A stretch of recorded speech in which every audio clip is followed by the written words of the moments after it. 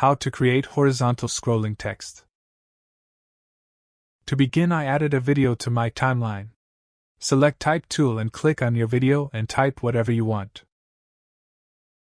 Now select the selection tool and change the length of type layer that you just created to match the whole clip. With type layer selected, go to Effect Controls and expand the text. Here change the font and other properties according to your needs.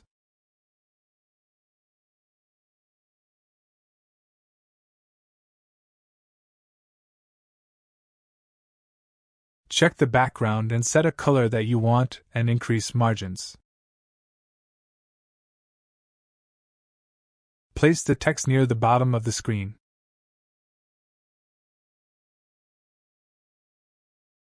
Make sure playhead is at start of your clip and increase first value of position until the text is off screen. Then click on stopwatch next to position to create starting keyframe.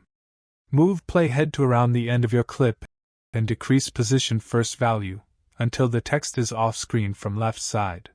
Now we have a nice horizontal scrolling text. Anyway guys, thanks for watching and I hope you found this useful.